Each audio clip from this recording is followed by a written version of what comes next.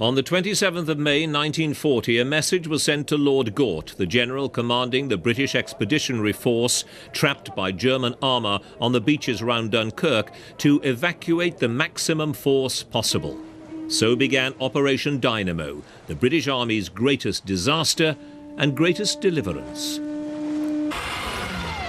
The bloodshed, loss of life, split-second decisions, and constant violence associated with the evacuation from Dunkirk make it seem like a typical instance of war on the surface. However, in the movie Dunkirk, Christopher Nolan depicts this pivotal event as a single moment that results from the accumulation of the actions from 3 different settings, all of which occurred over time spans of varying lengths but are assigned equal importance. Rather than presenting the evacuation in chronological order and through a linear progression that the viewers can easily follow, Nolan intertwines the 3 storylines of the land, sea, and air, overlapping elements of the stories and selectively choosing to reveal information through limited dialogue and moments of clarification. The chaotic instances of the evacuation drive the movie forward. Nolan rarely presents the resolution to these moments, and instead continues on to the next moment of action, the events that contribute more to the progression of the evacuation instead of the results that cannot be altered. Nolan presents time in a non-traditional manner to emphasize the ephemeral nature of war by creating a story arc that places equal importance on 3 different narratives, distorts the rates of action, and purposefully disregards exposition and dialogue. The first thing to notice is the divergence of the story into 3 storylines that splits the focus of the audience, emphasizing the momentary nature of each scene and exaggerating the present. Most importantly, the story is non-linear and broken into 3 separate narratives: the mole, also known as the beach, the sea, and the air. These different scenes split the focus of the movie so that there's never a central protagonist and there's no overarching goal between these characters except for the evacuation itself. For example, take a look at this scene.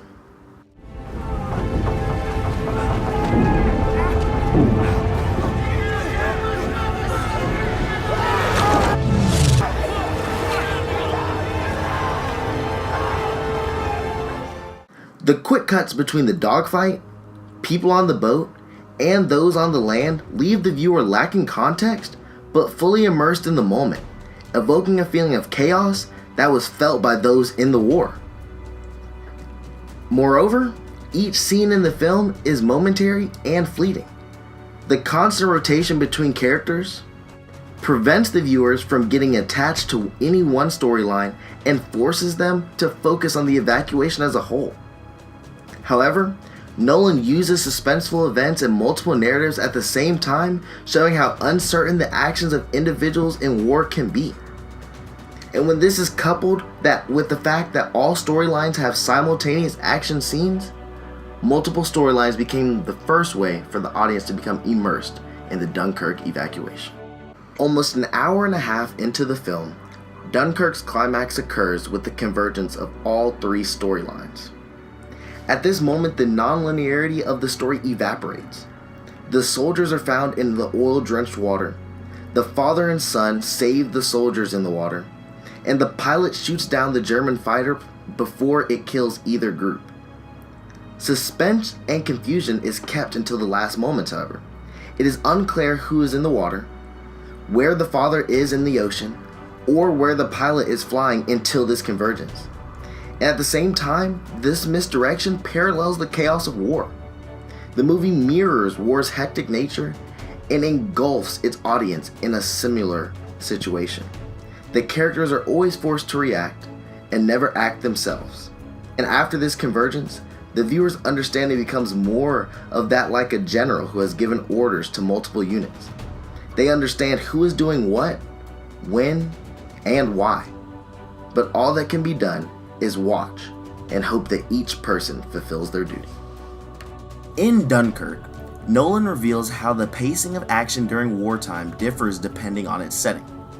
The 3 narratives in the movie are told over 3 different time frames. 1 week on the land, 1 day on the sea, and 1 hour in the air. This is to ensure that each storyline is given equal importance. The amount of time spent in each storyline reflects the pace of action in each setting, showing how the most action per moment occurs in the air, how some action occurs on the sea, and the least action per moment occurs on land. This highlights a relationship between the 3 wartime environments that is important to understand. The physical limitations of each setting, on foot, on boat, and on plane, controls its respective rate of action. Take a look at the graphic shown before.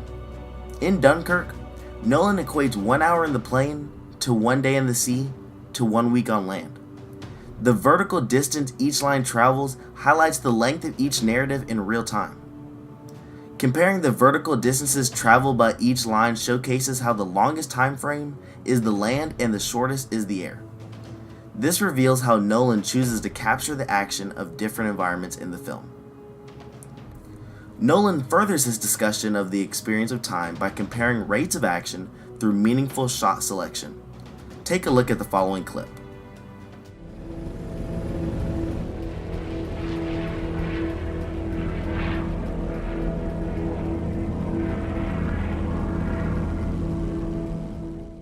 Notice the juxtaposition of the plane overhead to the land and sea below.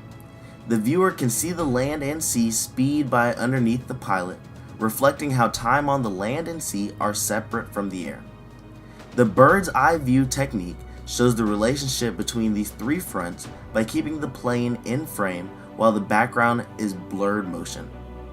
The blurred motion represents the passing of time around the pilot, while the pilot stays in frame, experiencing little to no change in time.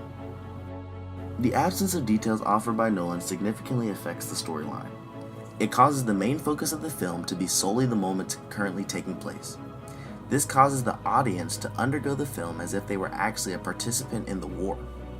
Even more so, the story becomes told through the lens of the characters' reactions. As you'll see in this scene,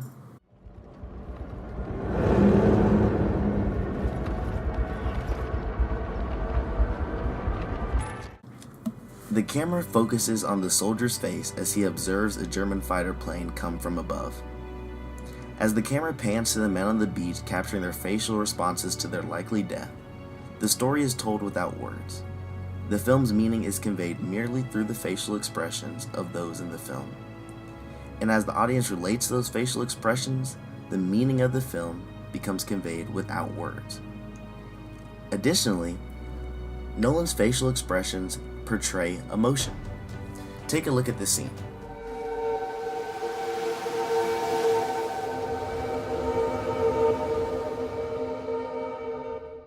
In this scene where the man commits suicide by simply walking into the water, without any words, Nolan depicts the hopelessness experienced by men at Dunkirk. Other storytelling tools, other things that the audience can hear and feel and notice that move the story forward that aren't just words. Nolan's creative use of time is not atypical for him. In fact, it's a staple of his storytelling style. For example, in Inception, Nolan allowed the characters to go deeper and deeper in dreams, which corresponded to slower and slower times in the real world. This allowed for incredible amounts of action to take place in very short amounts of time. In Interstellar, the characters were placed in a black hole which distorts time and allows Nolan to tell a story about love for individuals versus love for humanity. Nolan's choices in how he depicts time work so well to create a war movie about this event because he forces the viewer to become engrossed in the struggles of the characters while keeping them confused. Simultaneously, the feelings of war are mimicked: chaos, lack of context, insignificance, and the viewer feels lucky to survive the film. Nolan goes against all of our expectations of war films by continually rising tension throughout the film in order to perpetuate the key aspect of war. Nolan forces the viewer to immerse themselves into the film to figure out what is happening, which mimics the chaos of war. It is not until this scene at 1 hour and 5 minutes that the relation of the stories to each other is clear. By this time, Nolan has effectively displayed how ephemeral each individual's actions are but how they can add up to create something incredible.